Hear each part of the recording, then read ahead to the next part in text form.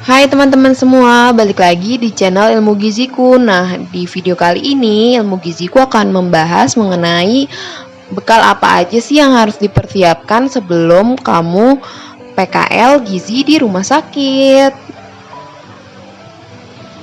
Oke, kita langsung mulai ya. Jadi kan seperti di video sebelumnya, kalian kalau belum nonton video tentang gambaran PKL gizi di rumah sakit, kalian wajib banget nonton ya, karena di situ udah dijelasin MSPM sama MAGK.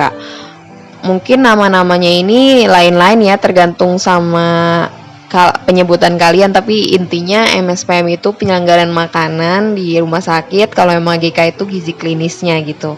Nah, kalau misalnya untuk MSPM, kalian harus berpedoman ke PGRS. Biasanya buku PGRS ini buku yang dipakai banget nih kalau misalnya kita lagi berada di MSPM. Jadi kalian pelajari ya buku ini.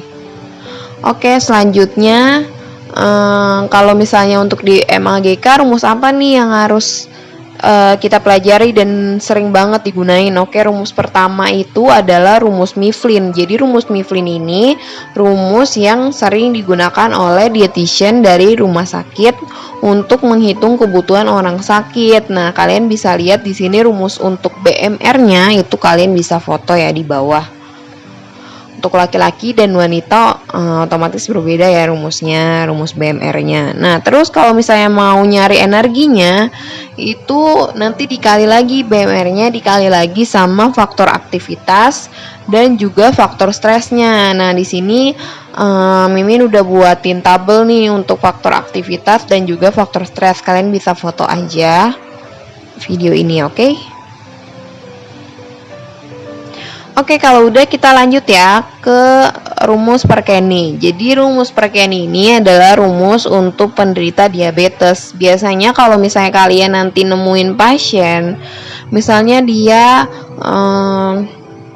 DM, terus dia hipertensi juga, terus dia ada gangguan pada ginjal gitu, kalian pakainya Perkeni gitu. Karena waktu selama di rumah sakit kalau ada DM-nya itu pasti Perkeni deh, rumus Perkeni yang digunain gitu. Mungkin beda-beda sih di setiap rumah sakit.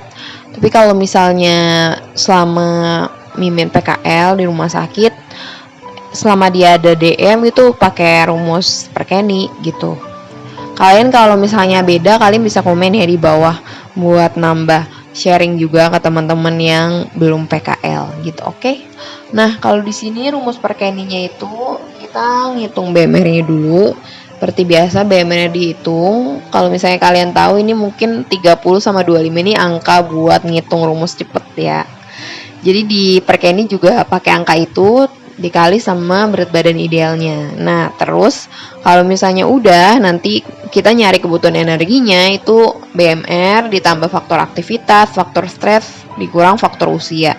Nah, biasanya kebutuhan energi ini bisa jadi berbeda rumusnya kalau misalnya dalam keadaan obesitas atau dalam keadaan kurus.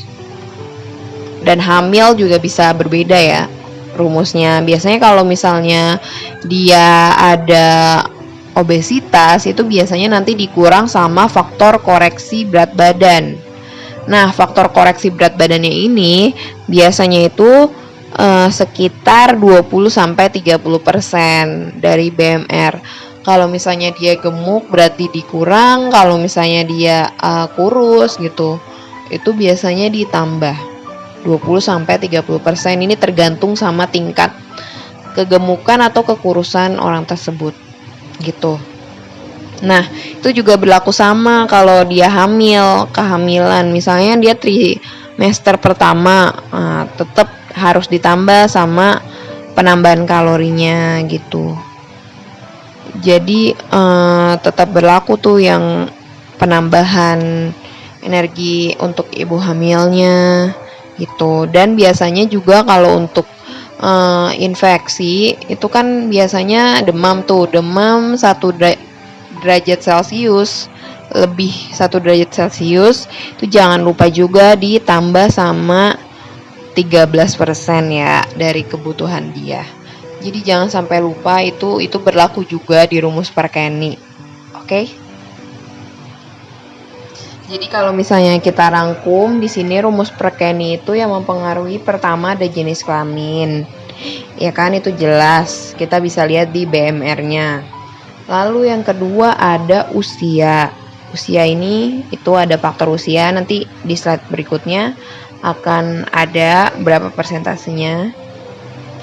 Nah, lalu ada juga faktor aktivitas yang mempengaruhi. Lalu yang keempat ada kehamilan. Yang kelima adanya komplikasi atau infeksi yang ditandai dari kenaikan suhu. Lalu yang keenam itu adalah berat badan. Jadi ada faktor koreksi berat badan juga di rumus Perkeni. Oke, kita lanjut ya. Oh iya, untuk semuanya yang FA, FS itu semua dikali sama BMR ya teman-teman, jangan lupa karena itu bentuknya persen. Jadi misalnya faktor aktivitasnya 10%, berarti 10% dikali BMR-nya gitu. Oke, kita lanjut ya. Nah, ini adalah faktor aktivitas, kalian bisa pause dan kalian foto ya teman-teman, karena ini kecepatan sih sebenarnya. Ini faktor stresnya. Terus ini adalah faktor koreksi umurnya. Nah, itu sih tentang rumus-rumusnya. Kalau misalnya kalian punya rumus-rumus lain, biasanya kalau misalnya dia ginjal tuh ada rumusnya juga.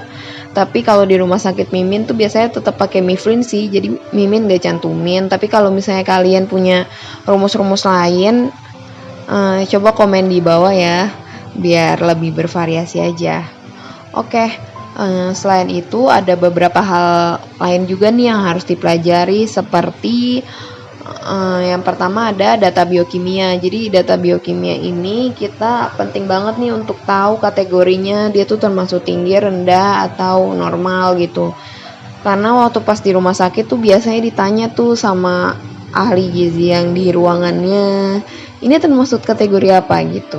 Terus kalau misalnya kita nggak tahu kan malu juga kan. Jadi sebaiknya sebelum kita PKL di rumah sakit kita pelajari baik-baik dulu hasil labnya gitu.